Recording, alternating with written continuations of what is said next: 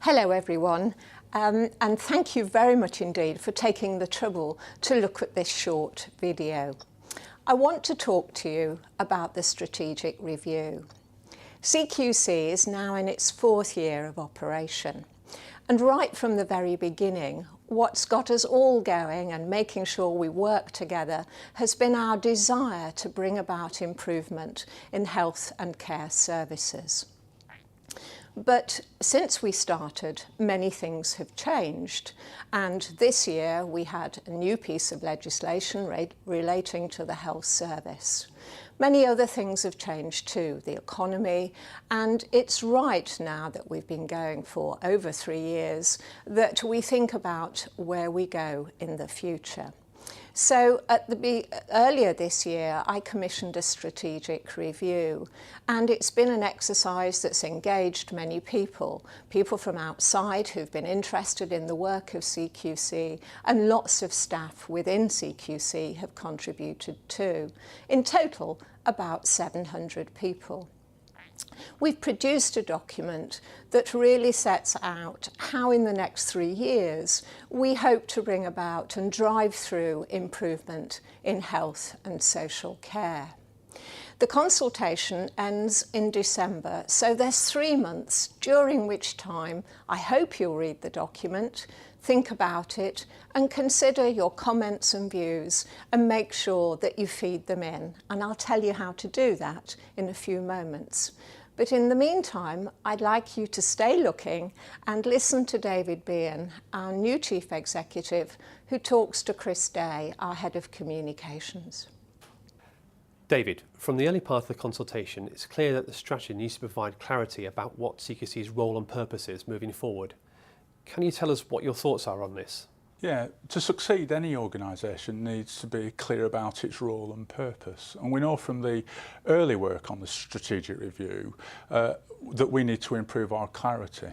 And one of the key questions that was raised is, do we have a role improving care as well as checking that services meet standards?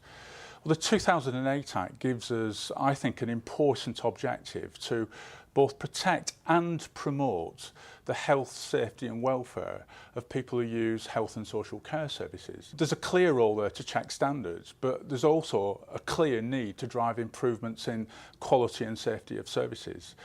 We've received hundreds of views to develop this consultation, and we're really looking for people's help now as we go out for consultation on this strategic review to improve that purpose so we can develop it so everybody is clear about our role and purpose.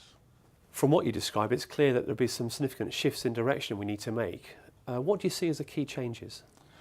Well, in the document we lay out 6 what we call strategic shifts. These are the shifts that we need to make, but I want to focus on 2, arguably the 2 most important ones.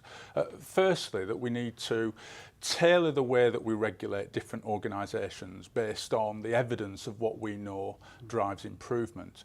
And the approach we take, say, to a small 3-bedded care home will be different than the approach we take to a dental practice, and that will be different again to the approach that we take to a large, complicated teaching hospital, for instance. But what will be common across all of our approaches is that we will listen to the views of people that use services, and their views will inform the judgments we make about the quality and safety that's provided by those services. The second strategic shift that I want to pull out and highlight is in relation to the way that we will work with other organisations. CQC is an independent regulator. Our independence is around the independence of our judgments.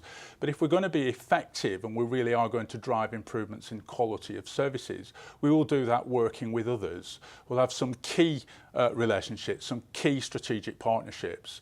And if we are going to be effective in driving improvements in care, we will work with others critically to share information and ensure we can be effective in driving improvements in the quality of care. If those are the changes, what will people see as tangibly different in the way we operate? I think this is a really important question. Our vision of success for the health and care sector has got to be one where more services provide care that meets the standards of quality and safety. And where that care isn't to those standards, improvements take place. And if improvements don't follow, then that we take formal action to drive improvements in quality. Also, we want to ensure that providers understand what good looks like and what care isn't acceptable, so that they can drive improvements in the quality of the care that they're responsible for providing. We'll continue to work closely with other organisations who share our goal of driving improvements, so that we can share information with them and find and address poor care faster and more effectively. And lastly, we want to make it easier for people to access and understand the information that we hold. We want to improve the way that we share information with people, and critically we want to involve people who use services in the way that we undertake our inspections, so their views inform what we do. What's your message at the start of the consultation?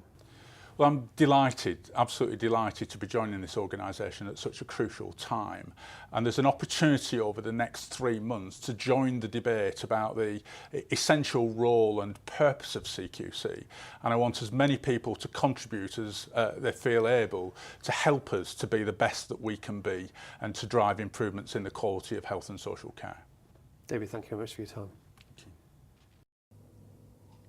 As David has said, let's have a really good conversation. Please read our strategy and let us have your comments. Coming up on the screen in a moment are the details of how you can let us know what you think. David and I look forward to hearing from you. Thank you.